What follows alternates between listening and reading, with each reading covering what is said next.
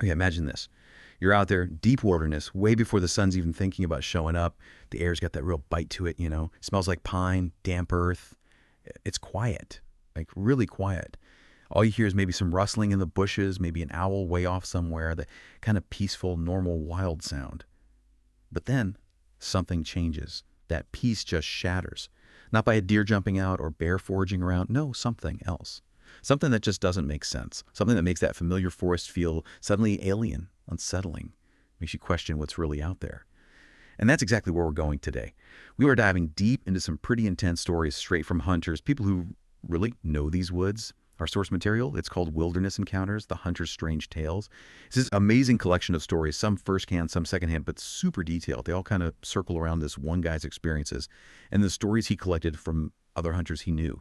Really compelling stuff. Absolutely. And our mission for you listening is to really walk through these stories carefully. We want to pull out the key details, the things that make you go, and then look at the connections, the fear, the mystery, this thread of the unexplained that just runs through all of them. Because the goal here isn't just telling spooky stories around a campfire, right? It's about understanding the real impact these kinds of things can have on people and maybe shedding some light on what might be hiding out there just off the map of what we think we know.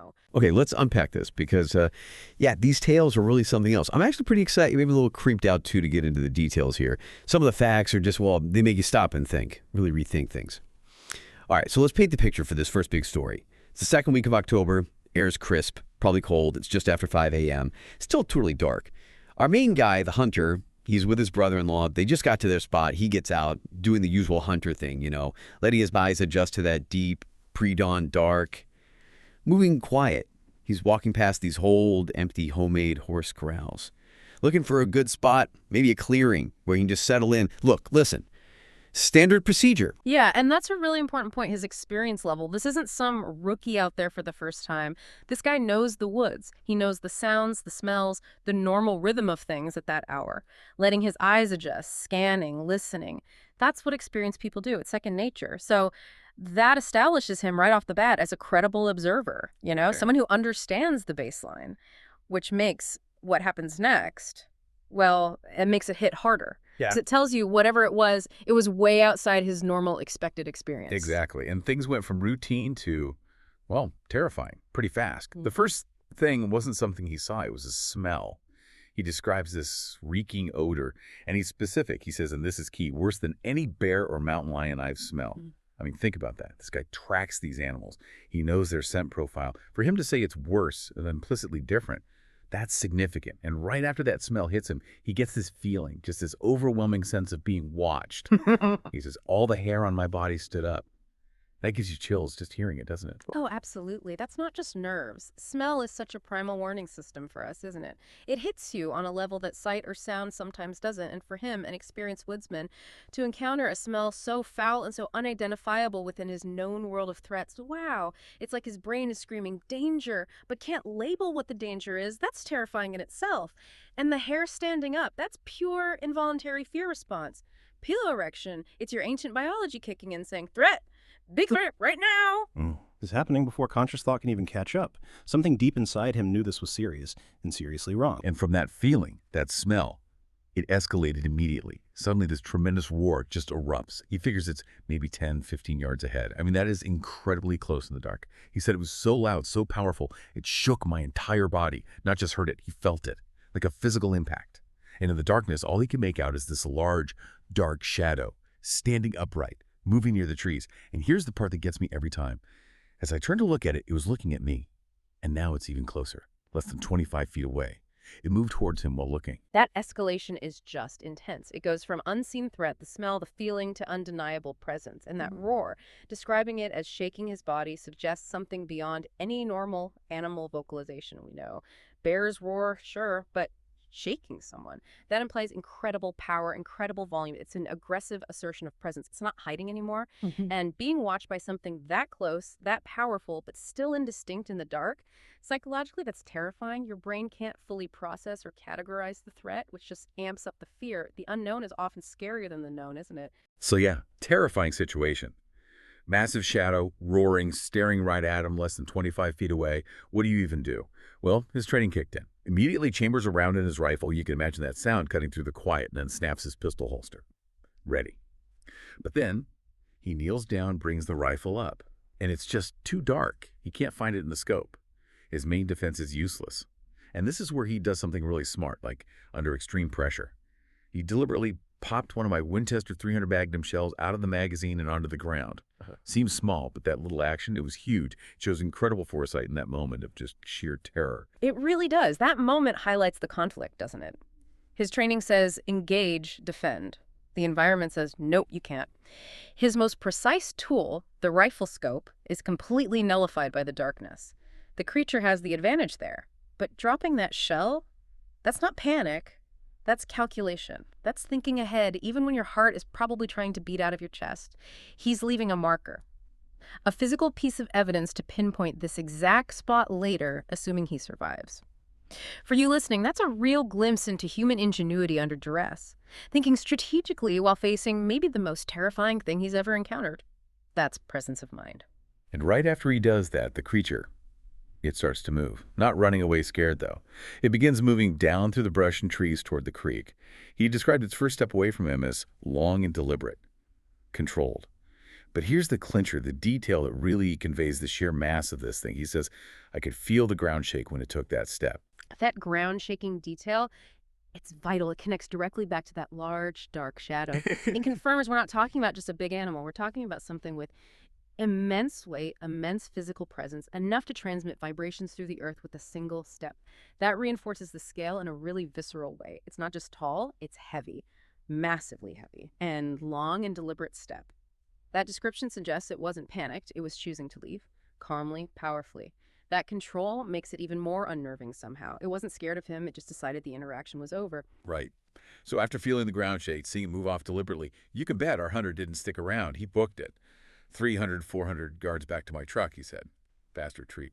But when he gets there, his brother-in-law's already inside. Lock the doors. And he's terrified, too, holding his pistol up and close to his chest, just staring out, eyes wide, probably. The hunter's yelling to be let in, and the brother-in-law refuses at first, says he'd heard it, too, and grabbed his gun. And then confirms. He said it made the hair on his body stand up straight as well. Same reaction. Same terror. So they stayed locked in that truck, talking low, until the sun was fully up. Hours later, just waiting for daylight. And that shared experience is just crucial. It elevates this beyond one person potentially misinterpreting something in the dark. The brother-in-law heard it. He had the exact same physiological fear reaction, the hair standing up, reaching for his weapon.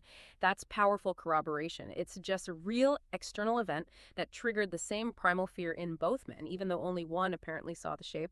And the fact that these two experienced guys stayed put, locked in a truck for hours, waiting for sunrise, that speaks volumes about the level of fear. It wasn't just a quick spook. It was profound terror that made them feel utterly unsafe until broad daylight. That shared reaction really anchors the credibility. Okay, so sunrise finally comes. The world feels a bit safer.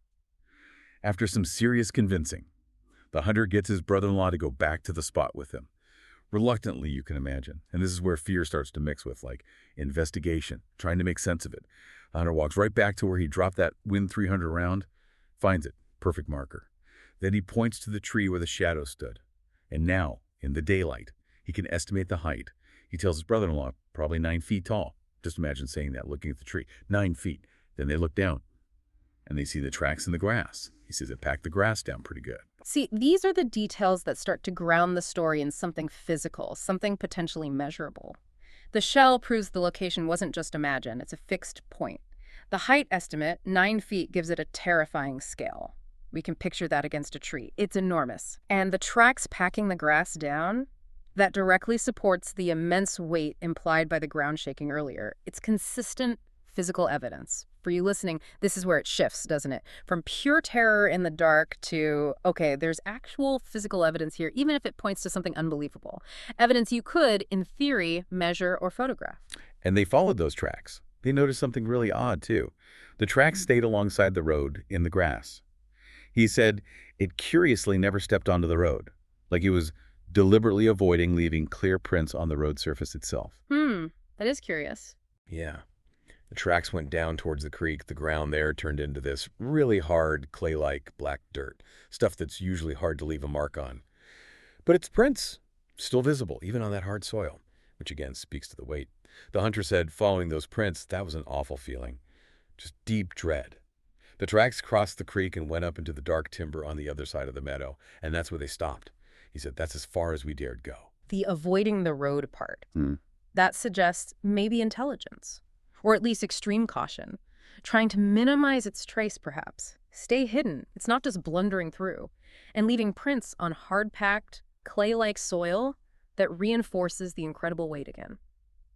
Think about how much pressure is needed to make an impression there, way beyond a normal animal. That awful feeling he describes.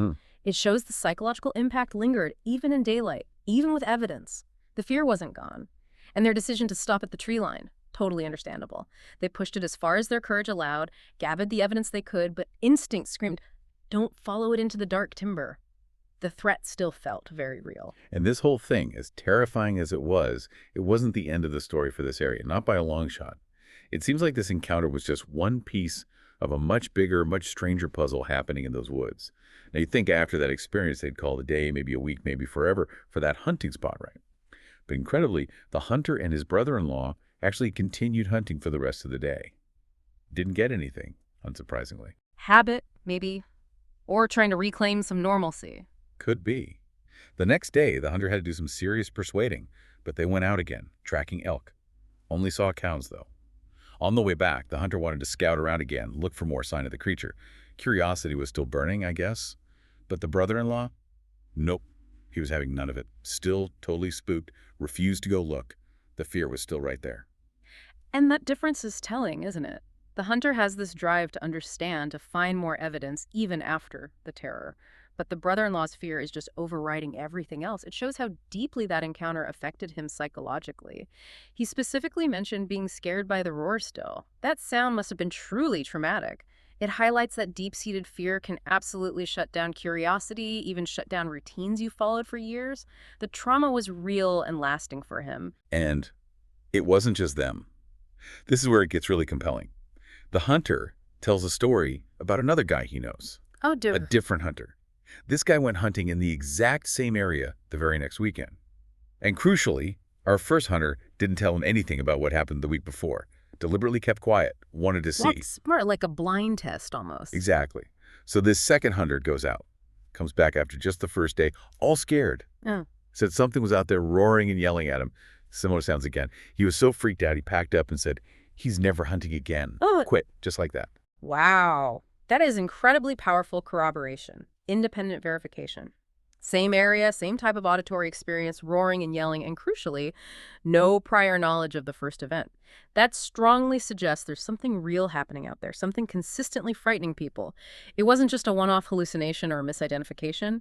For you listening, that consistency is a huge piece of the puzzle. It moves these from isolated incidents toward a pattern. And again, the decision to quit hunting entirely, that shows the depth of the trauma.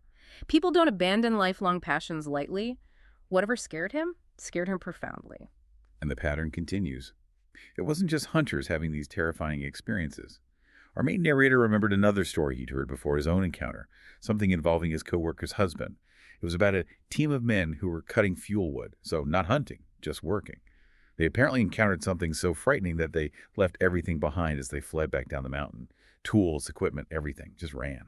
Abandon their gear. That signifies pure panic, immediate flight response. Totally. And the location of that incident, only 3 miles apart as the crow flies from where the hunter had his run-in. Okay, so now we have a different group, different activity, but the same extreme fear response and in very close proximity.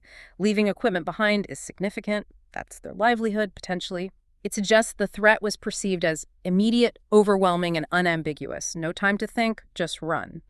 The 3-mile proximity strengthens the idea that there's a specific zone, a geographic area, where these encounters are concentrated. It's not just random occurrences across the wilderness. It paints a picture of a hot spot. So all these stories, these encounters, they had a real tangible effect on the local community, especially the hunters. The hunter sums it up pretty bleakly. He says, I know about 5-6 men who were scared so bad they quit deer and elk hunting altogether. 5 or 6 men. Think about that. In what's likely a close-knit community where hunting is probably a big tradition, maybe even a way of life, for that many seasoned individuals to just stop completely. That highlights the extraordinary nature of what they experienced. This isn't just being spooked by a bear. This is something else entirely, something that fundamentally breaks their connection with the wilderness they likely loved. It really forces you, the listener, to consider the gravity. What kind of encounter instills such deep, permanent fear that it makes someone abandon a core part of their identity? It's a profound impact. Yeah, it really is. So the fear was real. The encounters were corroborated. But it wasn't just about scary moments. Our hunter also found physical things out there that just didn't add up. Things that defied easy explanation. All right, let's shift gears slightly to some of the bizarre physical evidence this hunter stumbled upon over the years. These weren't encounters exactly, but discoveries. On one scouting trip, in an area with old gold mine remnants from the 1800s, so already a bit spooky, maybe he found something truly macabre. He found a deer stuck up in a tree. Okay, maybe a cougar kill, right? But get this. Its head was stuck in a wedge, and its hindquarters were shredded apart. Stuck. How high up? He estimated nearly 15 feet into the tree. But here's the kicker. He looked everywhere. Couldn't see any tracks, drag marks, or even claw marks the cat would leave struggling to get the deer up the tree. Nothing. Zero evidence of how it got there or what shredded it. Okay, that is deeply weird. 15 feet up. And shredded like that. Known predators, like mountain lions, do cache kills in trees sometimes, but they leave signs, obvious signs. Claw marks on the bark, drag marks on the ground, showing the struggle to haul it up. Tracks everywhere. And the way it was positioned, head wedged, and shredded, not just eaten. That sounds excessively violent and, frankly, bizarre. The complete lack of any conventional evidence, no tracks, no drag marks, no claw marks, makes this genuinely anomalous. It defies explanation by known animal behavior or physics. How does a deer end up like that, 15 feet high, torn apart with no trace? It's a real puzzle. Exactly. A puzzle with no easy pieces. And then there were the structures. He described finding a large teepee structure made out of large trees. Yeah. Not small branches, large trees. He was with a friend and they tried moving the smallest of the trees but couldn't budge it. Two grown men couldn't move the smallest piece. Heavy timbers then. Very. And later, deeper in the woods, they found another one, twice its size. His take on it, he said it would take a helicopter or heavy equipment to build such a thing. The trees were so huge. Now that's fascinating.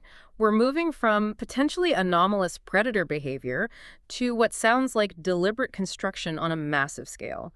If two men couldn't move the smallest log, we're talking about serious weight.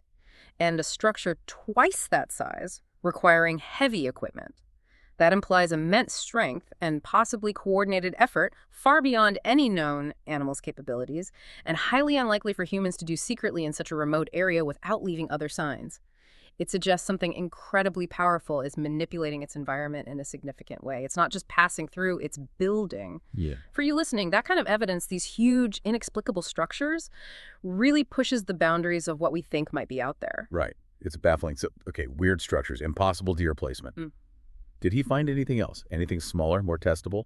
Well, he mentioned he has friends who are vets and taxidermists. They actually like going out with him because, as he put it, he finds some really strange stuff. He seems to attract it. A magnet for the weird. Totally. He gave an example. During one trip, one of my friends discovered some strange hair. They collected it, sent it off for testing. Serious attempt at identification. The result came back unknown. Couldn't identify it. Okay, the unknown hair sample. That's significant in a different way. Having professionals involved, people trained to identify animal remains, lends weight to the claim that it was genuinely strange. Collecting a physical sample and getting it tested moves us towards scientific methodology, even if the result is frustratingly inconclusive. Unknown means it didn't match any known animal, local wildlife, domestic animals, or even human in the databases they used. So while it doesn't tell us what it is, it scientifically confirms the presence of something biologically unclassifiable in that environment. It's a tantalizing, if ambiguous, piece of physical evidence. It really is. And that theme of just raw physical power leaving its mark on the environment, it comes up again. Our hunter mentioned another trip, turkey hunting this time, with his cousin. This was in the same general area as another story involving things being thrown. They heard a lot of noise from down the mountain. Described it as loud thudding and grunting noises, caught their attention, so they went to investigate. Near a creek, they found a large log that had recently been stepped on, and the hunter remembered the sound he heard from further up the hill. He said, "It snap, not crack like a smaller branch would make, but a loud, dull popping or crushing sound, a different quality of sound." Like something truly heavy breaking it. Exactly. He stressed the log was thick, substantial, and part of it was stuck really deep into the ground from the impact. His final word on it, something very heavy must have stepped on it, and it had to be heavier than a bear, that's all I can say. And that connects right back to the first story, doesn't it? The ground shaking from a single step. This is another instance providing evidence of immense weight and force. The description of the sound, that snap or dull popping rather than a simple crack, suggests a massive amount of pressure applied quickly, and the log being driven really deep into the ground. That visually confirms the extraordinary force involved, way beyond a bear, as he says. It reinforces this consistent picture emerging from all these accounts. Something incredibly large, incredibly heavy, and incredibly powerful is moving through these woods, leaving tangible evidence of its passage. For you, our listener, when you have multiple accounts pointing to the same kind of physical evidence, ground shaking, logs snapped for deep impressions, it starts to build a compelling case that something substantial is out there, something not in the standard field guides. Hashtag tag outro. Wow. Okay. We have covered a lot of ground today, haven't we? Just stepping back and looking at it all. It's pretty intense. So let's recap for you. We started with that incredibly vivid, terrifying dawn encounter. The smell, the feeling, the roar, the 9-foot shadow, the ground shaking. Then we heard how his brother-in-law felt that same terror, heard the same thing, how another hunter, completely separate, had a similar scary experience in the same spot and quit hunting. We heard about the woodcutters fleeing, leaving everything, the fact that several local hunters just gave up their passion entirely out of fear. That shows the deep impact. And then, the physical mysteries. That poor deer, impossibly placed in the tree. The giant teepee structures too heavy to be man-made easily. The hair sample that came back unknown. And that thick log snapped clean in half by immense weight. Yeah, and when you lay it all out like that, the patterns become really clear, don't they? There's this consistent theme of immense size and weight, the height estimate, the ground shaking, the heavy tracks, the snapped log. There are terrifying vocalizations that trigger deep primal fear responses in experienced outdoorsmen. There's physical evidence that consistently challenges known biological explanations, known predator behavior, even basic physics sometimes. And maybe most importantly, there's the profound, life-altering psychological impact these encounters have on people. They aren't just strange sightings, they're traumatic events. Taken together, all these threads from wilderness encounters, the hunter's strange tales, really do suggest a pervasive, unexplained presence operating in these specific wilderness areas. It's hard to dismiss when you see the consistency. Absolutely. And we hope this deep dive has given you a really close look at these accounts, pulling out those crucial details and thinking about what they might mean. We tried to get beyond just the surface story and explore the connections, the patterns, the things that make these reports so hard to ignore. So the big question lingers, doesn't it? What does all this really mean for how we understand the wilderness? What could possibly be out there, hidden in plain sight maybe? How do stories like these make us rethink the edges of our known world? Are we maybe missing something huge, something profound, right under our noses just because it doesn't fit our current boxes? Perhaps the wild still holds secrets far deeper than we imagine. It definitely gives you pause. Thank you so much for joining us on this deep dive into the unexplained. We really encourage you to keep questioning, keep exploring the possibilities, and of course, keep listening.